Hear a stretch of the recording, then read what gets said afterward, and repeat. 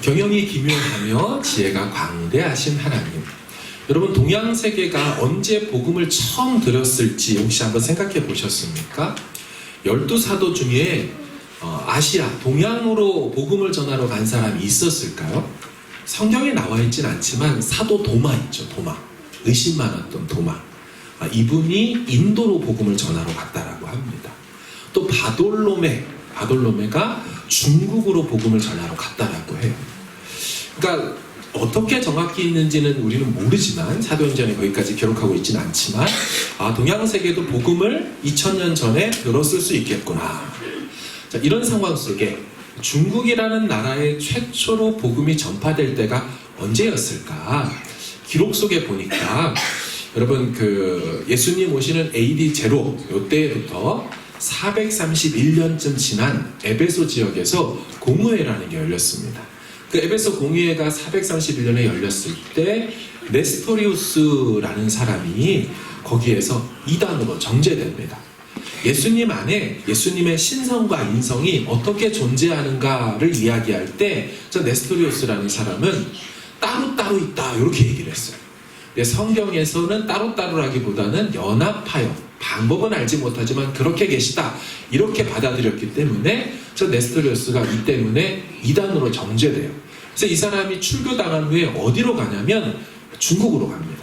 근데 그 당시 중국은 어느 시대였냐면 당나라였습니다. 당나라 당태종이 네스토리우스 유럽인을 보고 너무 극진히 환대하고 받아들여줬죠. 이 네스토리우스가 이 중국에 가서 열심히 기독교 복음을 전해서 중국 내에 기독교가 생기죠. 그걸 경교라고 합니다. 경교.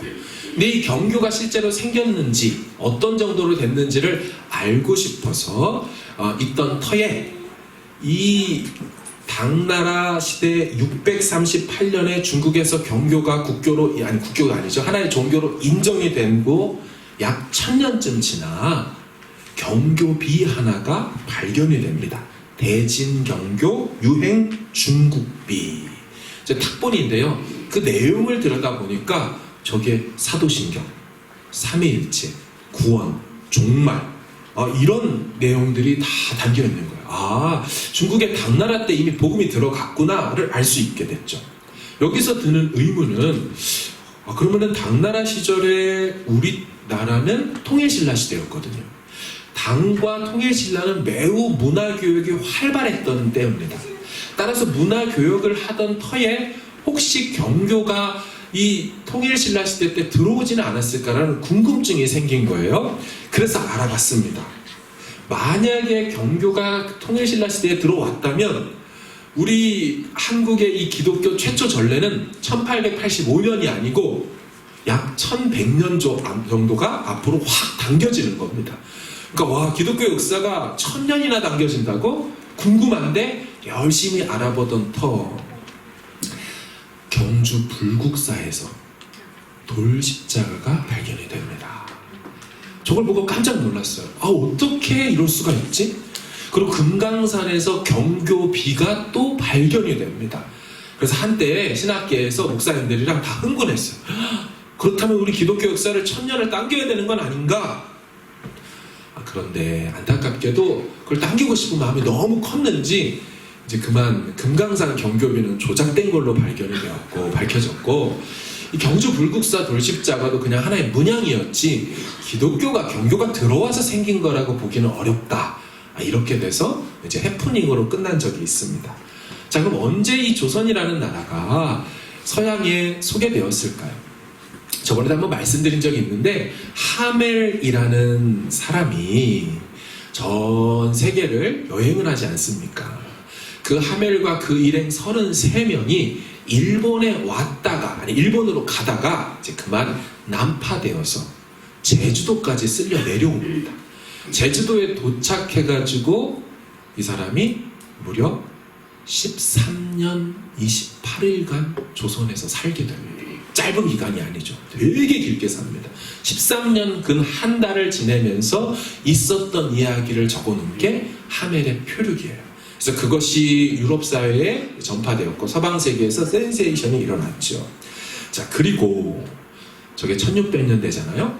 1832년도 독일 선교사 귀츠라프라는 사람이 이 조선 땅에 이제 오게 됩니다. 어떻게 보면 최초로 선교를 시도한 사람이죠. 이분 사진을 좀 보여주시면, 이분이 어딜 도착했냐면 태안반도에 도착합니다. 거기에 남단에 보면 고대도라는 지역이 지금도 있어요. 이름이 고대도. 거기에 도착해서 이 사람이 감자 재배 농사법을 이 조선 사람들한테 가르쳐줘요.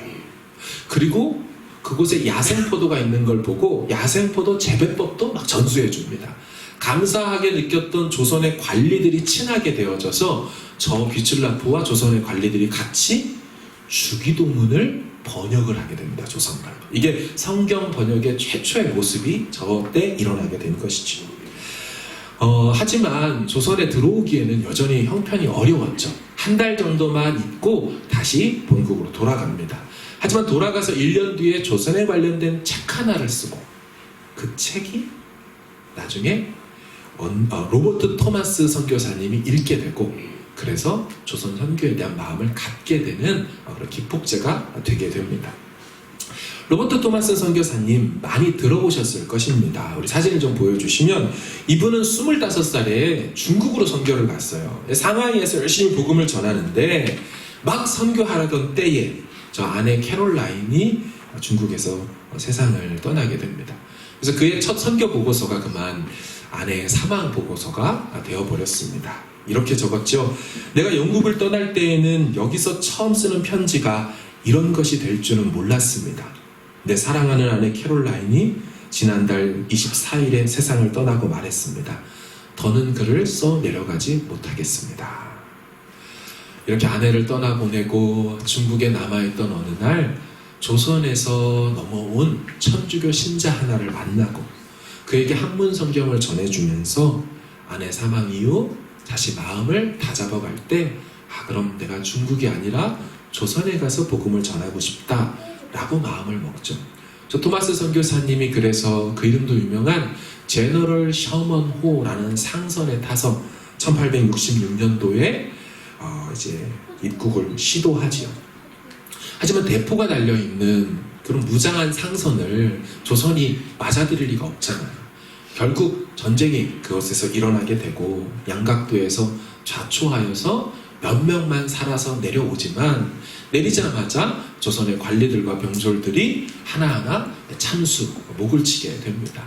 자신의 목에 칼을 겨눈 이 박춘권이라는 사람에게 한문 성경 3권을 던져주게 되고 거기서 순교를 하게 되지요. 그 받아든 성경들 중에 하나를 12살짜리 최치량이라는 아이가 집에 갖고 있다가 괜히 외국 서적 두려운 마음에 어찌하지 못하여서 영문주사 박영식에게 가져다 주고, 박영식은 딱 보아하니 종이 질이 좋은 겁니다. 어떻게 했다고요? 집안에 도배를 하기 시작을 했죠. 그래서 온 집안을 최초로 성경으로 도배한 집안이 생겼지요.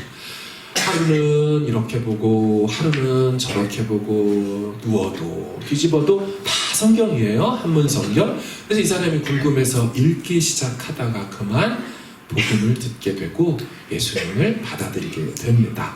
그리고 그 한문 성경으로 도배된 그 집이 조선의 최초의 교회인 널다리 교회가 되지요.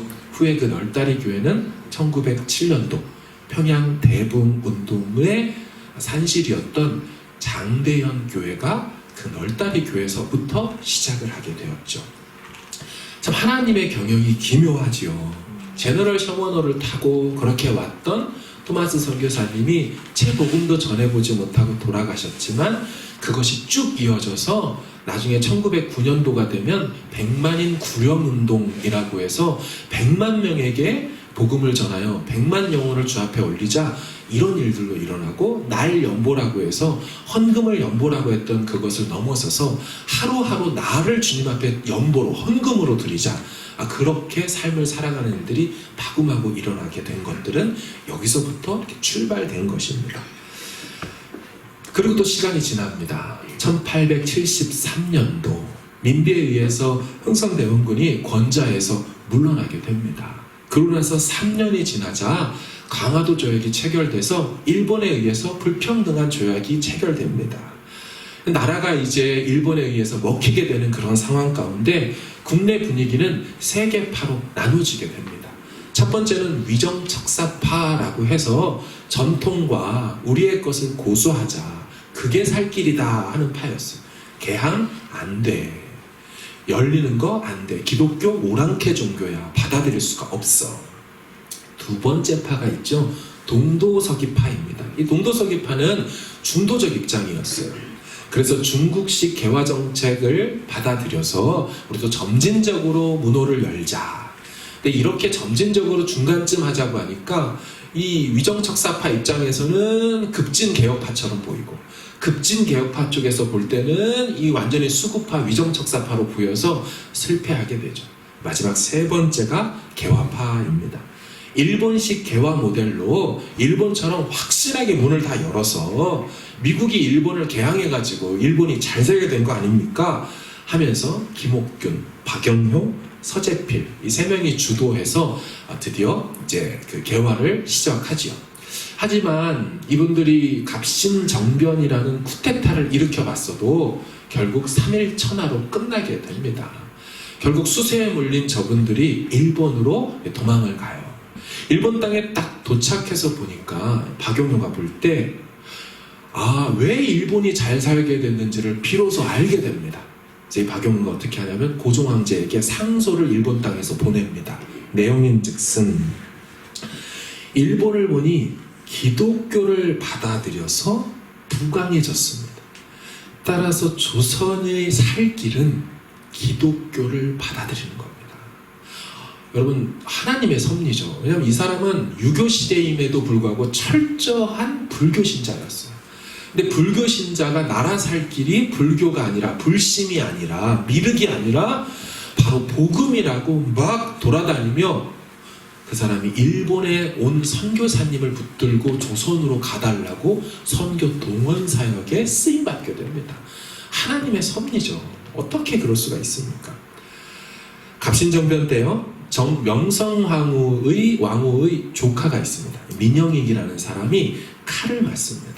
칼을 맞아서 7군데나 찔리면서 혈관이 끊어지고 죽어가게 됐어요. 그때 밀렌도르프라는 사람이 저 민영익을 식당에다 옮겨놓은 걸 보고 안타까운 마음에 알렌이라는 서양 의사를 연결해서 모시고 오죠.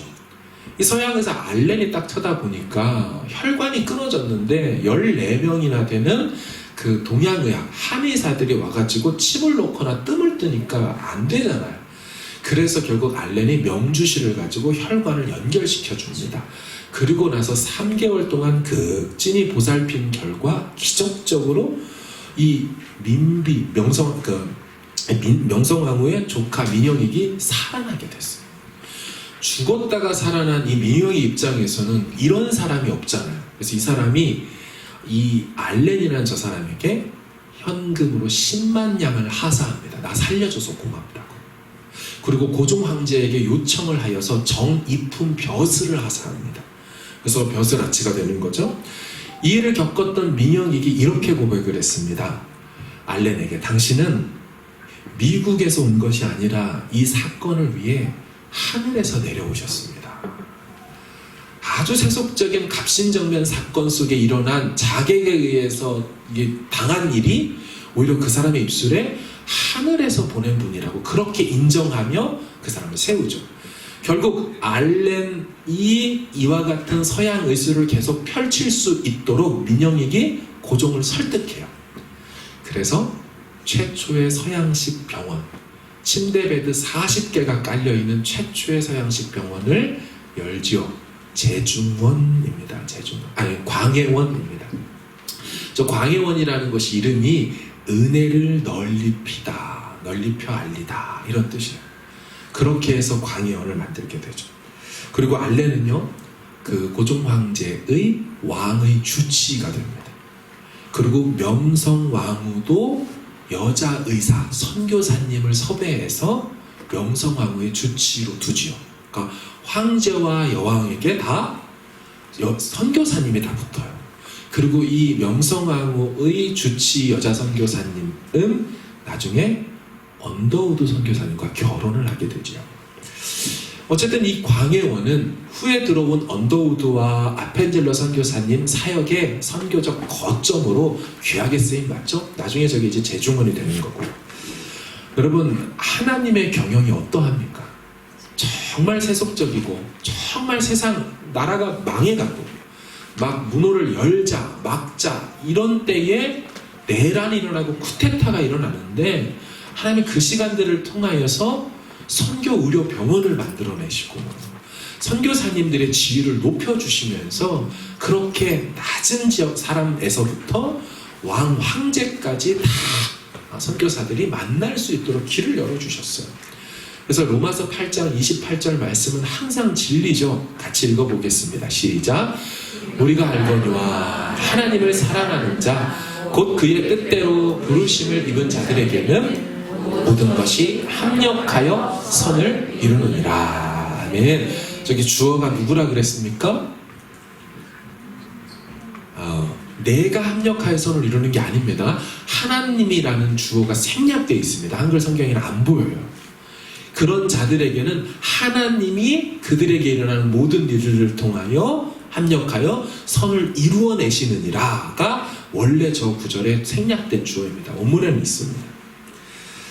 하나님은 이와 같이 조선을 복음화하기 위하여 하나님의 사랑을 한량없는 그 사랑을 보이시기 위하여 주시기 위하여 안에서만 일을 하신 게 아니더라고요. 중국 땅에서도 하나님은 일을 하셨습니다. 1872년도 스코틀랜드에서 온 존 로스라는 선교사님입니다. 저분은 만주 우장에 거점을 두고 사역을 하시던 분이에요. 그런데 저분에게도 어려움이 있었어요. 선교 거점을 갖고 아내랑 같이 선교하다가 아내가 아이를 낳는데 그 첫 아이 출산 때 그만 아내가 세상을 떠납니다. 그리고 나서 그 태어난 갓난 아이를 보살필 사람이 없어서 본국에서 여동생, 로스 선교사님의 여동생이 조카를 길러내기 위하여 이제 만주로 들어오고 그러던 그 선교사님이 나중에 조선 선교에 정말 중요한 일을 했던 맥킨타이어 선교사님과 또 결혼을 하면서 또 그렇게 일이 일어나죠. 그해 말 존 로스 선교사님이요 산동 지역에서 선교 정탐을 하고 있을 때였습니다. 하다 보니까 그만 조선과의 경계선인 압록강 부근까지 왔어요. 야, 압록강에서 더 넘어가서 복음을 전하면 좋겠는데 그럼 압록강에서 아까 토마스 선교사님이 목이 베어서 돌아가셨잖아요. 분위기는 외국인 만나면 다 죽이는 분위기예요. 그러니까 오질 못해요. 발만 동동 구르다가 가지고 오신 산문 성경을 압록강변에 흘려보냅니다. 그리고 다시 본국 이제 그 만주로 돌아가게 되지요. 그리고 시간이 지나 어느 날 한 사람이 조선 땅에서 자신을 찾아옵니다. 한문 성경을 들고 왔어요. 그 압록강에서 뿌린 한문 성경을. 그걸 저쪽 편에 닿아서 받아서 읽고 예수를 믿고 세례를 받기 위하여 만주까지 찾아온 것입니다. 이 사건을 경험하자 이분이 존 로스 선교사님이 선교의 방향을 바꿔야겠다. 하나님이 조선을 향하여 나를 부르시는구나라고 마음이 움직여져서 조선 선교로 발길을 돌리죠. 이 존 로스 선교사님이 그래서 이 조선 사람들을 여전히 들어가지 못합니다. 가고는 싶은 마음에 어떻게 해야 조선 사람을 만날 수 있을까 찾아 수소문하던 중에 고려문이라는 곳을 발견하게 됩니다. 이 고려문은 조선 사람들이 장사를 하기 위하여 중국 땅으로 올라와서 모여서 조선인들이 장사하는 그런 곳이었어요. 그곳에 조선 사람들을 만나고 복음을 전하다 이응찬이라는 사람을 만나요. 이 이응찬이라는 사람은 한학의 귀재였고 어학에 탁월한 사람입니다. 그래서 로스 선교사님이 부탁을 하죠. 이응찬에게 나의 한국어 선생님이 되어달라고. 이응찬 입장에서 돈도 필요하고 해서 이 선교사님의 어학 선생이 됩니다. 존 로스도 대단하죠. 그렇게 한국어를 이응찬에게 배운 지 한 달 뒤에 한국어 교본을 쓰기 시작합니다. 대단하죠. 이 선교사님이요, 그 후로 백홍준, 이정아, 김진기 이 3명을 더 섭외해서 본인 포함 4명이서 성경 번역을 만주 땅에서 시작을 합니다. 조선은 들어와 보지도 못한 채로 말이죠. 이후에 2명이 더 합류하는데 인삼장수, 서상윤하고 김청송이 합류하게 되죠. 총 6명의 현지인 사역자들과 조선 현지인 사역자들과 함께 번역을 합니다. 그래서 1884년도면은 공식적으로 언더우드 아펜젤러 오기 1년 전이에요. 그때 마태복음하고 마가복음을 번역을 해버려요. 그리고 3년 뒤에는 급기야 신약성경 전체를 다 번역해버립니다. 어마어마하죠. 신약 선교 전설을 좀 보여주십시오.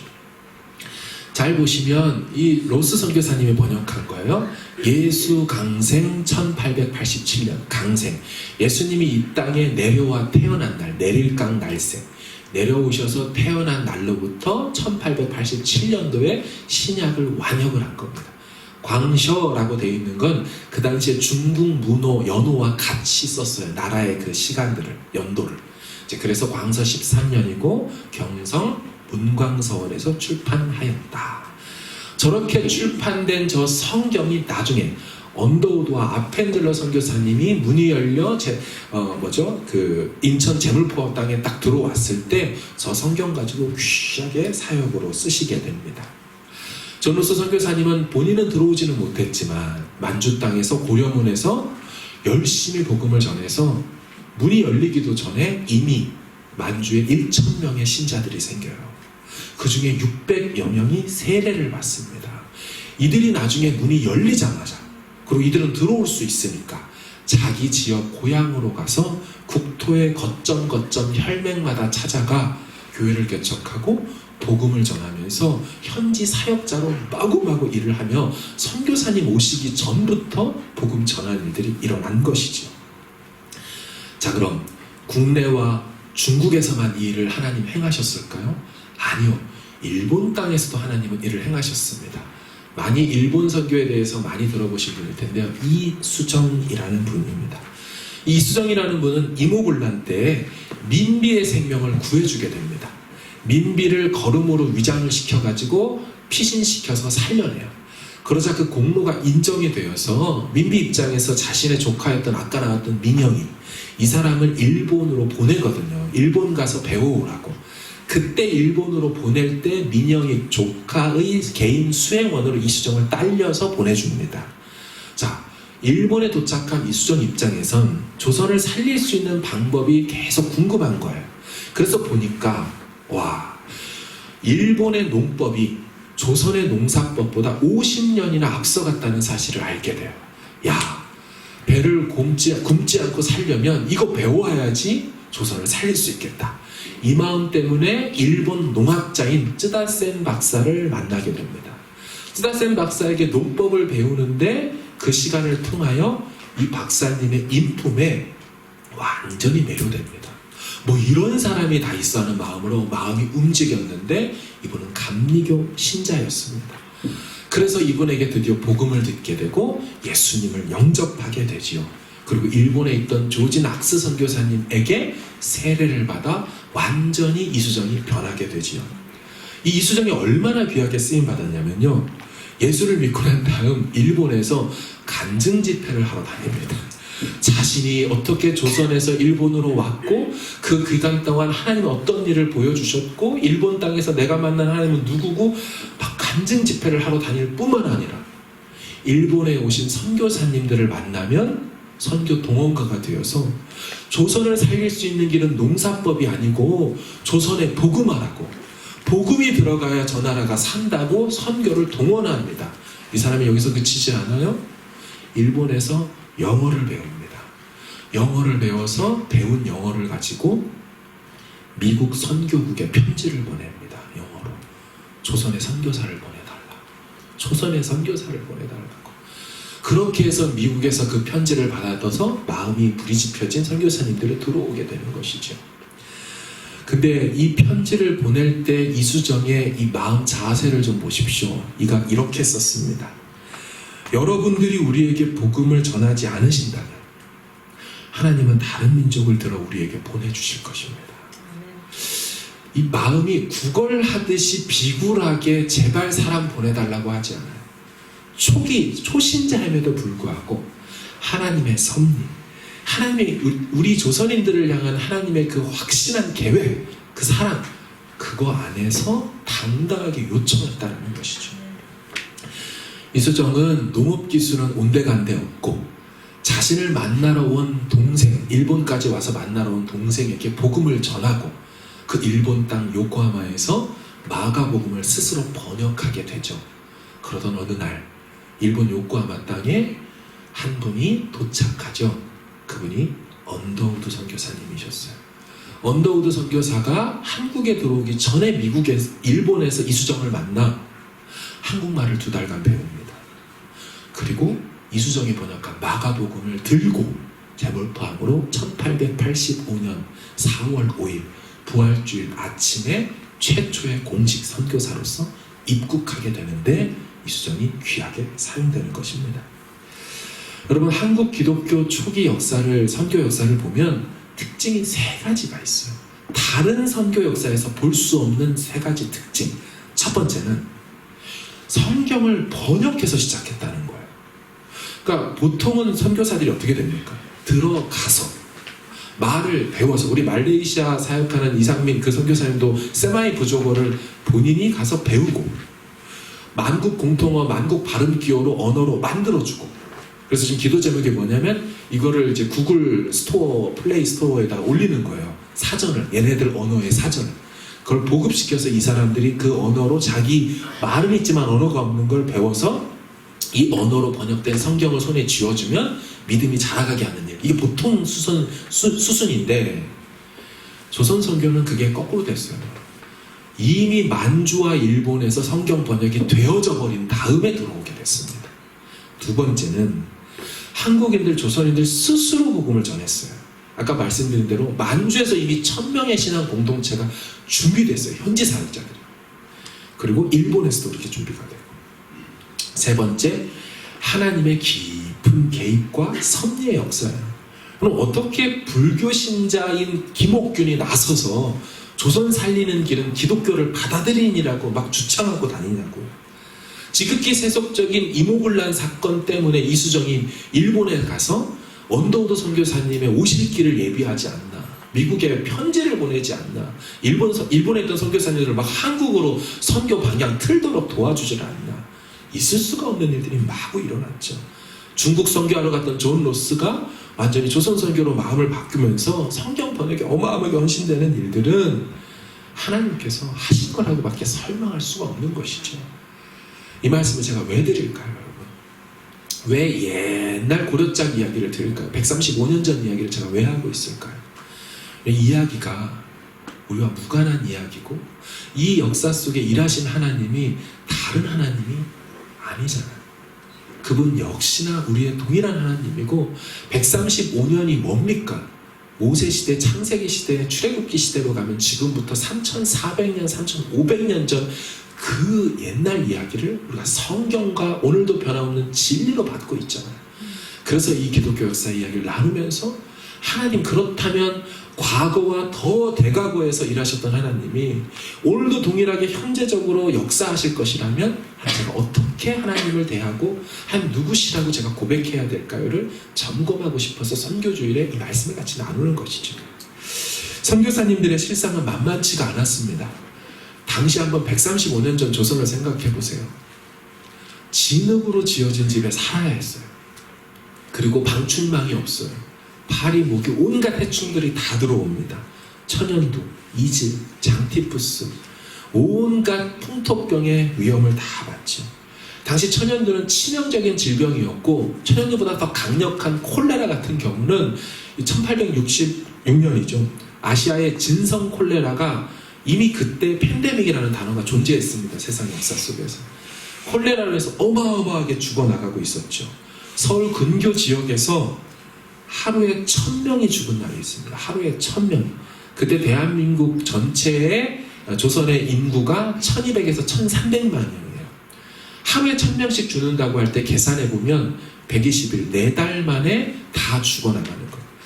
이런 기록이 있습니다. 언더우드 선교사님의 집에서 일하는 선교사님 주방 담당하는 일꾼이 갑자기 쓰러져서 그 자리에서 죽어버리는 거예요. 길거리에 시체들이 즐비했고 한 번 쓰러지면 1시간 안에 사망한다는 게 그 당시 보고 내용이었습니다. 아까 광해원에서 일했던 알렌 선교사님이 본국의 의사로서 그 당시 상황을 이렇게 기록해놔서 보고했습니다. 1866년 7월 15일부터 9월까지 2달이 안 되는 동안 7,092명이 사망했습니다. 심할 땐 하루에 469의 시체를 옮겨야 했습니다. 어마어마한 이 풍토병에 죽어나가고 있던데, 하지만 선교사님들에게 어려웠던 건 그분들이 말씀하시길 이런 환경과 질병이 아니었대요. 조선인들의 심령을 사로잡은 무속신앙, 재래신앙, 민간신앙과 싸워내는 게 쉽지 않은 거예요. 유교, 불교, 도교, 정령숭배, 점, 흑점, 마술에 온갖 나라들이 무슨 문제가 있으면 다 무당 박수를 불러가지고 푸닥거리를 하는데 연간 5,500만 불이 푸닥거리 비용으로 쓰여졌다라고 기록이 되어 있어요. 게다가 1888년도 5월에서 9월까지는 나라에서 금교령을 내립니다. 금교령이 뭐냐면 어떠한 식의 전도, 포교 활동을 금한다. 전도라는 것 자체를 하면 큰일 나는 겁니다. 게다가 아주 상징적인 하나의 사건이 일어나죠. 그건 영아소동입니다. 영아소동이 뭐냐면 선교사들이, 사실 우리 선교지 가면 주일학교 아이들부터 복음 전하는 게 많잖아요. 선교사들이 어린애들을 데려다가 누나를 빼서 그걸로 자기들을 그 진미상의 식탁에 올려서 먹거나 사진을 현상하는 재료로 쓴다. 아무래도 눈과 사진을 그렇게만 이해를 했던 것 같아요. 게다가 선교사와 관련된 조선의 관원들 9명을 처형하는 일이 생겼습니다. 외국인들은 거리를 다닐 수가 없는 때가 있었어요. 외국의 공관이라고 하죠. 대사관. 그 외국 대사관은 선교사들이 아이들 잡아다가 먹는 곳이라고 이해를 했고요. 그리고 그 병원들 있잖아요. 이 광해원 같은 병원들. 거기는 그 아이들 심장과 눈을 빼가지고 저기 대사관에 요리로 갖다 바치는 이 요리실이라고 그렇게 이해를 했습니다. 선교사님들이 질병 문제, 사회적 오해 문제, 환경 문제로 너무너무 힘들어했어요. 하지만 나중에 뚜껑을 열어보면 너무너무 어려웠지만 그 가운데서도 하나님의 역사는 끊이질 않았다는 것을 우리가 다 알게 되었습니다. 어떻게 하나님이 일하셨을까요? 아까 말씀드린 알렌이라는 의사분 있잖아요. 그분에게 있었던 일입니다. 노춘경이라는 사람이 알렌의 책상에서 희한한 책 2권을 발견합니다. 이 사람은 옆에 보시면 괄호치고 노도사라고 돼 있죠. 원래 본명이 노도사입니다. 그래서 시골 출신인데 뭔가 새로운 지식, 돌을 닦는 일에 아주 관심이 많아요.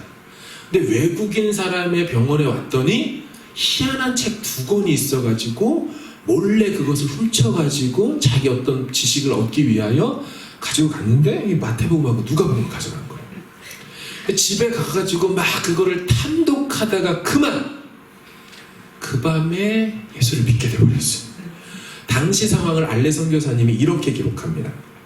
그는 양심의 가책을 느낄 새도 없이 급히 2권을 넓은 소매 속에 넣은 다음 훔친 보물을 들고 집으로 달려갔다.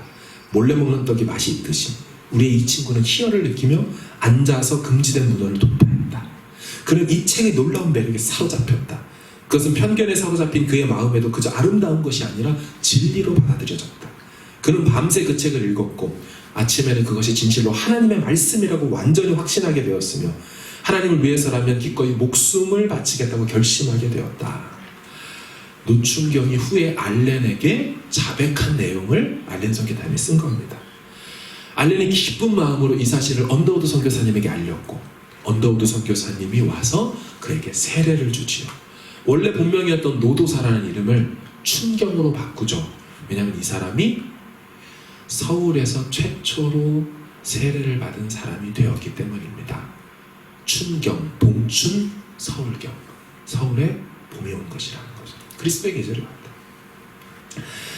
선교를 방해하는 온갖 음모, 온갖 어려운 일들, 영아소동, 금교령 뭐 이런 것들 시간이 지나자 다 가짜라는 걸 알게 됐어요. 그래서 이분들 마음에, 조선인들 마음에 오해가 다 씻겨나가자 선교사님을 향하여 마음이 활짝 열리죠. 그래서 왕궁에도 초대되고요. 여러 연회와 식사 자리에 선교사님들이 언더우드를 비롯해 다 초대가 됩니다. 또 이런 일이 있었어요. 존 노스와 마킨타이어 선교사님에 의해서 만주에서 세례를 받고 성경 번역에 참석했던 사람들이 있습니다. 참가했던 사람들. 백홍준, 이성아, 김진기, 김청송, 서상윤인데요. 왜 이 사람들 이름이 기록되어 있냐면 정말 중요하게 한국 선교에 쓰임받았던 사람이거든요. 김청송이라는 사람. 상당히 둔한 사람이지만 이 사람이 예수를 믿게 되니까 우직한 인물로 바뀌어요. 원래 인쇄업을 했던 사람인데 인쇄업의 일로 성경이 들어옵니다. 그래서 이 성경도 인쇄하자라고 하다가 읽게 되면서 이 사람이 예수님을 만나게 돼요. 그리고 복음의 열정을 주체하지 못해서 인쇄업을 그만두고 이제 복음 전도자로 쓰임받은 인물이 되죠. 백홍준이라는 사람도 특별한 사람입니다. 세례를 받고 만주에서 세례를 받고 고향인 평안북도 의주로 가게 돼요. 근데 가서 복음을 전하다 보니까 이게 말로 하는데 한계가 있는 거예요. 이 사람들한테 성경이 있다면, 이 사람이 성경을 읽을 수만 있다면 믿음을 가질 수 있을 텐데 성경이 없구나. 그래서 이 사람이 성경을 찾기 위하여서 다시 만주로 올라갑니다. 그런데 순간 뭐가 생각이 났어요. 이성하라는 사람이 성경을 만주에서 조선으로 반입한 그 방법이 떠올랐어요. 왜냐하면 그냥 성경을 갖고 왔다가는 국경에서 다 빼앗기고 이게 되니까 그럴 수가 없잖아요. 자신도 죽을 수 있고. 그래서 어떻게 했냐면 만주 땅에 가서 성경을 한 장씩 한 장씩 찢어 꺼지고 그걸로 새끼 동아줄을 만듭니다. 꼬아서.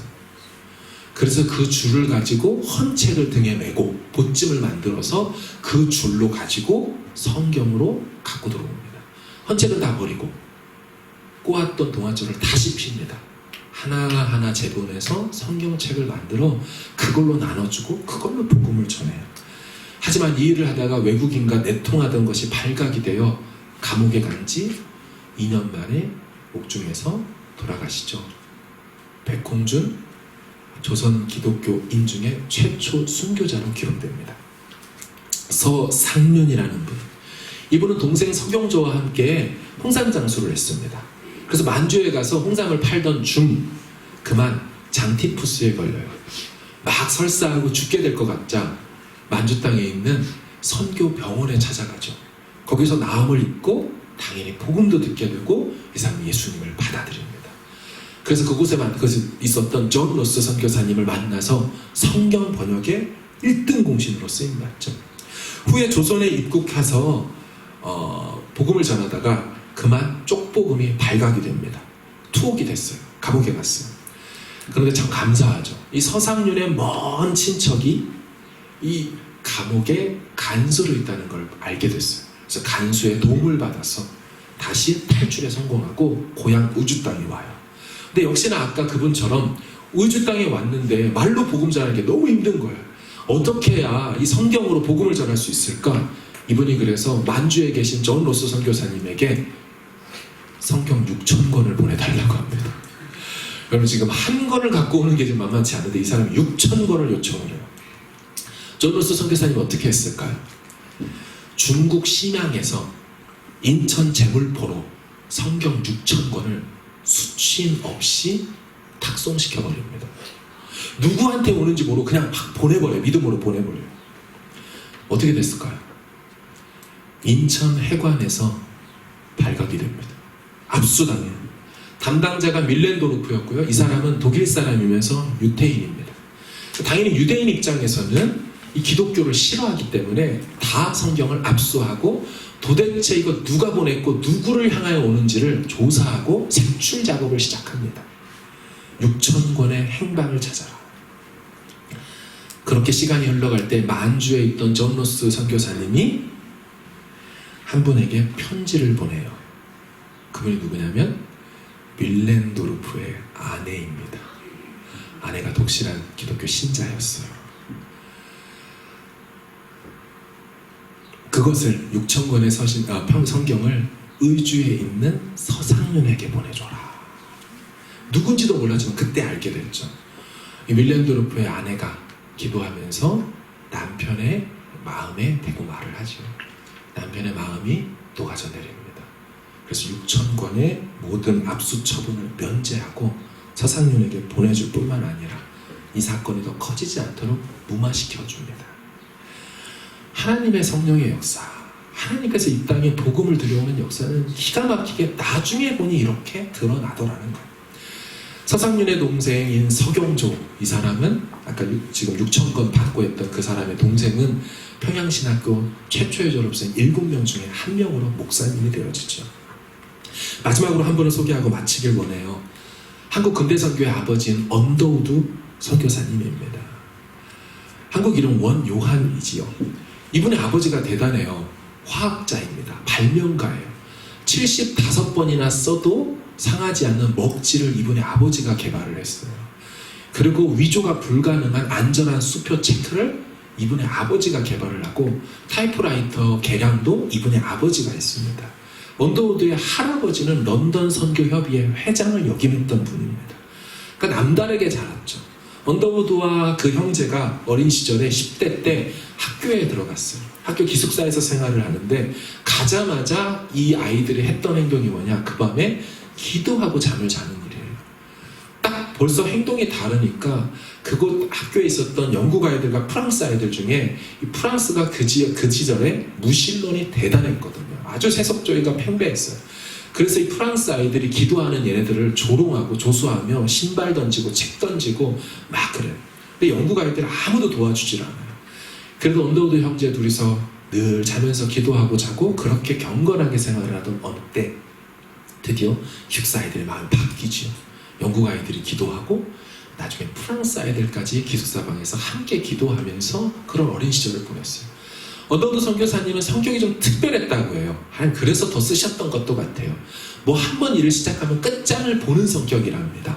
어릴 적에 있었던 일화라고 들었습니다. $5짜리 지폐 한 장을 주면 엄마가 가게 가서 물건 좀 사오라 했더니 얘가 다른 생각에 골똘에 빠져가지고 그만 그 $5짜리 지폐를 하나하나씩 조금씩 찍고 시작했는데 가게 도착하면 다 찢어서 없어진 거죠. 그 정도로 몰입하면 앞뒤 안 보는 이 성격. 하나님께서 이분을 조선으로 보내셔서 귀하게 일을 하시죠. 1887년도 입국한 지 2년 뒤에 아펜젤러 선교사님과 성경 번역을 하는데 얼마 동안 성경 번역을 하냐면 1910년도까지 23년간 번역을 합니다. 그리고 부족하다 여겨 6년을 개정 작업을 또 합니다. 근 30년을 성경 번역에 매달려요. 근데 언더우드 선교사님은 이것만 일을 하셨던 분이 아닙니다. 한국교회에 있던 이 찬송가 다 언더우드 선교사님의 작품들로 나오게 된 것들입니다. 이에 만족하지 않고 이분은 교육을 더 받고 싶어서 일본으로 넘어가요. 일본에서 더 교육을 배워가지고 이 조선에 있는 이 아이들에게 교육 사업을 해야겠다. 그래서 일본에 가서 하루에 9시간씩 일본어를 배웁니다. 그러던 중 병이 생기죠. 병을 치료하기 위하여 미국으로 건너가 치료받다가 미국에서 세상을 뜨게 되십니다. 나중에는 그 미국에 있던 그 유해를 양화진 선교사님 무덤에 옮겨서 합장을 하고 그분의 자녀들 4대, 5대까지 여전히 지금도 대한민국 땅에서 대한민국 살리고자 사역을 하고 계시거든요. 언더우드의 대학 시절 정말 하루에 5시간씩 자면서 공부해서 졸업할 때 졸업 연설하는 우수한 학생이 되었고 그리고 뉴 브린스윅이라는 신학교에 들어가서 신학을 공부하고 또한 그 시간을 통하여서 정말 준비가 되죠. 근데 언더우드는 원래 한국에 오려고 했던 분이 아닙니다. 한국에 대해서 들었던 건 신학교 2학년 시절인데요. 그분이 조선 땅에 들어와 25년이 지난 조선 기독교 선교 25주년 때 이렇게 이분이 그때 일을 회상하며 한 내용이 있습니다. 뭐라고 했냐면 제가 신학교 2학년에서 3학년으로 올라가던 겨울 올트먼스 목사는 한 보고서를 읽어주었습니다. 그 보고서는 조약에 의해 서양 세계에 마침내 문호를 개방하게 된 은둔의 나라에 관한 것으로 그분이 직접 작성한 겁니다. 1200에서 1300만 명의 사람들이 복음 없이 살고 있다는 것. 그래서 문호 개방을 위해 교회가 기도했고 하지만 아무 말 없이 문호가 열렸지만 1년이나 지난 걸 보고 한국에 갈 사람을 찾는 일에 교회가 착수하기로 했다는 것을 들었습니다. 당시 제 자신은 인도로 부르심을 받았다고 믿고 있었기에 이런 신념하에 그곳에 갈 특별한 준비를 하기 위해 1년 동안 의학 공부도 하던 터입니다. 때문에 누군가 기꺼이 조선에 갈 사람이 있으리라고 생각했습니다. 저는 가능한 서둘러 조선에 갈 사람을 물색해봤지만 한 사람도 발견하지 못한 채 1년이 또 흐르고 말았습니다. 조선의 선교사를 파송하려는 교회는 한 군데도 없었고 외국 선교 사업의 지도자들도 조선 들어가기는 아직 이르다고 글을 쓰고 있었습니다. 그런데 너 자신이 왜 가지 않느냐, 이런 메시지가 제 가슴에 울려온 건 바로 이때였습니다. 하지만 인도가 나의 선교 소명으로 알고 있었고 인도를 위해 각별히 준비를 하던 일들이 떠올라서 저는 조선으로 가고자 하는 일을 못했습니다. 개혁교회 선교부에 조선 파송을 2차례나 신청했지만 그들은 새로운 사업을 시작할 자금이 없다고 청원을 거절했습니다. 장로교회도 2번이나 신청했지만 소용없는 일이라는 답변을 들었을 뿐입니다. 저는 조선으로 가는 문은 완전히 닫혀있고 제가 미국에 남아있거나 인도 가는 길만 열려있다고 생각했습니다. 그래서 저는 개혁교회 요청을 수락하는 서신을 써서 뉴욕 개혁교회가 이분을 담임 목사로 청빙하는 그 서신에 이제 수락하는 서신을 써서 이제 내면 뉴욕 개혁교회 담임으로 부임하는데 막 우체통에 넣으려는 찰나 어떤 목소리를 들은 듯 했습니다. 조선에 갈 사람은 아무도 없구나. 언더우드는 그 자리에서 다시 발걸음을 돌려 북장로교 선교부에 다시 갑니다. 그가 도착했을 때 놀라운 일이 일어났죠. 앨런 우드 박사님이 그를 환대하며 자금을 대주겠다, 선교 사역에 지원을 해주겠다. 그래서 언더우드가 샌프란시스코로 가서 거기서 출발하여 한 달 동안 배를 타고 태평양을 건너서 일본의 요코하마에 있는 이수정을 만났고 한국어 배워서 마가복음 들고 부활절 주일 아침에 제물방에 도착한 거예요. 이틀 뒤에 서울에 도착해요. 3일 뒤에 광해원에 도착해서 그 로스랑 같이, 알렌이랑 같이 의학을 일을 합니다. 알렌을 도와 수술을 집도하다 피를 보고 2번이나 기절하죠. 그리고 내과로 과를 바꿉니다. 이분이 독신으로 와서 30살까지 선교 사역에 전념하다가 아까 말씀드린 명성황후의 주치의됐던 여자 의료 선교사 릴리아스를 만나서 결혼을 하게 되죠. 그녀가 8살도 많았습니다.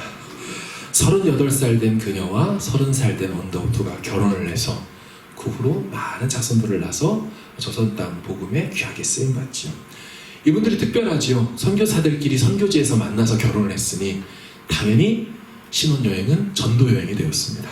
북부지방을 가고 개성, 평양, 의주, 압록강 돌아다니다가 급기야 압록강에 이르러 33명의 신자를 얻게 되었고 그 33명을 압록강에서 세례를 줍니다. 신혼여행 중에.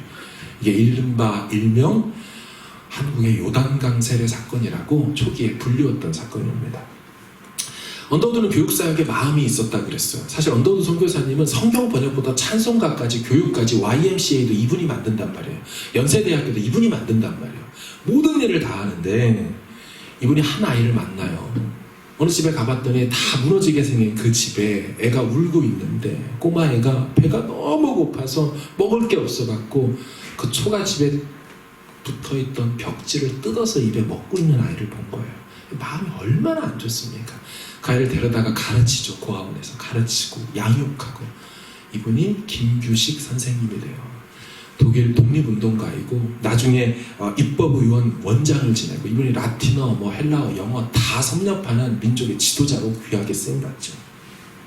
세문안교회도 개척을 하게 되고 말씀드린 대로 연세대학교 전신인 경신학교 대학부도 개설하게 되고 오늘 찬송가도 만들게 되었죠.